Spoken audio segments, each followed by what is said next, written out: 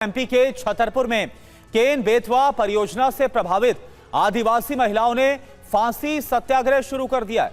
उचित पुनर्वास नहीं मिलने पर इच्छा मृत्यु की मांग करते हुए आंदोलन तेज कर दिया गया है। बिल्कुल, दरअसल कूपी गांव के पास बराना नदी किनारे चल रहा इस आंदोलन का आज 15वां दिन है। आखिर ये आंदोलन क्यों किया जा रहा है, प्रदर्शनकारियों की क्या मांगे हैं और मामला क्या है, इस रिपोर्ट को देखिए।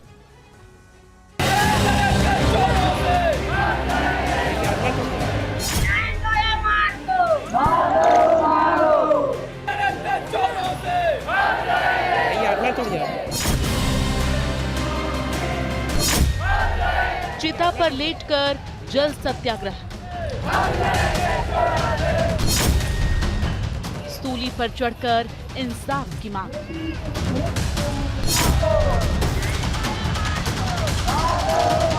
इंसाफ के लिए फांसी वाला विरोध।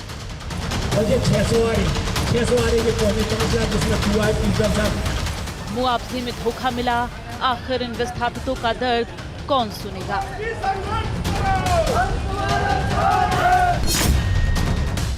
विकास के नाम पर विनाश की इबारत लिखती केन बेतवा नदी जोड़ो परियोजना बुंदेलखंड के लोगों के लिए क्रूर मजाक बन चुकी है।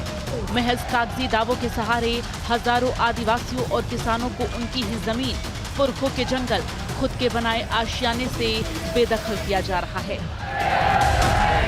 आदिवासियों के अत्याचार करना बंद करो। आज हमारे चिता आंदोलन का 14वां दिन है और मेरे अमरण अनशन का 11वां दिन है। ये अमरण अनशन और चिता आंदोलन, इसके साथ साथ हमारा सूली सत्याग्रह भी चल रहा है। जल, मिट्टी, पानी, चिताओं पे महिलाएं पिछले 14 दिन से लेटी हुई हैं। सूली पर लोग यहाँ लटके हुए हैं। मिट्टी सत्याग्रह भी चल रहा है। सांकेतिक फांसी पर लटके हुए हैं क्योंकि इनके साथ बहुत ही अन्याय हुआ है। मध्य प्रदेश के बुंदेलखंड इलाके में आदिवासियों और किसानों का ये उग्र प्रदर्शन विकास और विस्थापन के बीच की खाई को उजागर करता है। लगभग 44,605 करोड़ रुपए की महत्वाकांक्षी केन बेतवा नदी जोड़ो परियोजना का उद्देश्य जल संकट से जूझते इलाकों को पानी देना है, लेकिन ये परियोजना अपने साथ हजारों परिवारों के लिए बेघर होने का दंश लेकर आई है।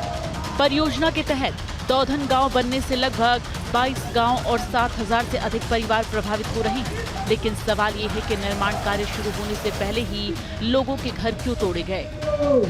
प्रदर्शनकारियों का दर्द चीख चीख कर हुक्मरानों के उन खोखले वादों की पोल खोल रहा है जहां वो विकास के सुनहरे सपने बेचते हैं।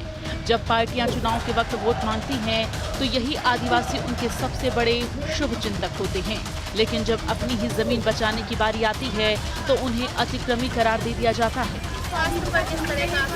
इन परियोजनाओं ने इनकी जल, जंगल, जमीन सब कुछ छीन लिया है, लेकिन इनको उनके संवैधानिक अधिकार, ग्राम सभा, आपत्ति, आम सभा, ये सारे अधिकार नहीं मिले। इसके अपेक्षा जब भी इन्होंने कागज मांगे इनको टाल दिया गया। इसके बाद जब इन परियोजनाओं में अवार्ड जारी हो गए, अवार्ड की कॉपी भी इनको नहीं दी गई, ना उसमें किसी तरह की आपत्ति ली गई। आपको बताते हैं कि आखिर ये पूरा मामला क्या है। प्रदर्शनकारियों का आरोप है कि परियोजना के नाम पर घर उजाड़ दिए गए, सरकार ने जमीन ली, पुनर्वास नहीं कराया। कई मकान बिना पुनर्वास व्यवस्था के तोड़े गए। अपात्र लोगों को लाखों का मुआवजा मिला, पात्र लोगों को सिर्फ चक्कर लगवाए जा रहे हैं।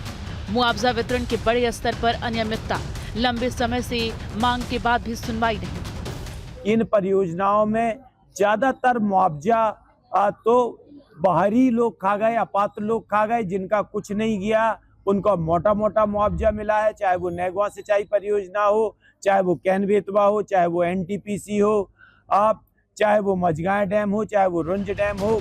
इस बर्बर व्यवस्था के आगे घुटने टेकने के बजाय इन विस्थापितों ने प्रतिरोध का एक ऐसा तरीका चुना है जो देश के जमीर को झकझोर कर रख देगा। बराना नदी के तट पर हताश और आक्रोशित आदिवासी और किसान अपने गले में फंदे डालकर और प्रतीकात्मक चिताओं पर लेटकर जल सत्याग्रह कर रहे हैं। महिलाओं सहित सैकड़ों ग्रामीण नवजात शिशुओं को गोद में लेकर अपनी जान की बाजी लगाने को मजबूर हैं। सत्ता के गलियारों में बैठे नीति निर्माताओं से ये सवाल पूछना लाजमी है कि क्या 44,605 करोड़ रुपए की इस परियोजना के पास 7,000 से ज्यादा परिवारों के सम्मानजनक जीवन की कोई कीमत नहीं है। इन परियोजनाओं में कानून का, संविधान का भी पालन नहीं किया गया और लोगों को बिना मुआवजा दिए उनके घर तोड़ दिए गए, जिससे आज इस बारिश में 50,000 से ज्यादा लोग बेघर हो गए हैं और इस भीगते पानी में बेघर घर के रहने को मजबूर है। आदिवासियों का ये चिता आंदोलन सिर्फ एक विरोध प्रदर्शन नहीं, बल्कि इस कथाकथित विकास के चेहरे पर लगा एक ऐसा दाग है जिसे आने वाला इतिहास कभी नहीं मिटा पाएगा। सरकार का तर्क है कि परियोजना से क्षेत्र में 10.62 लाख हेक्टेयर भूमि की सिंचाई होगी और लाखों लोगों को पीने का पानी मिलेगा। लेकिन सवाल ये उठता है कि क्या एक हिस्से की प्यास बुझाने के लिए दूसरे हिस्से के हजारों आदिवासियों को अस्तित्व की लड़ाई लड़ने पर मजबूर करना कहां तक सही है। Bureau report, TV9, Bharatvarsh.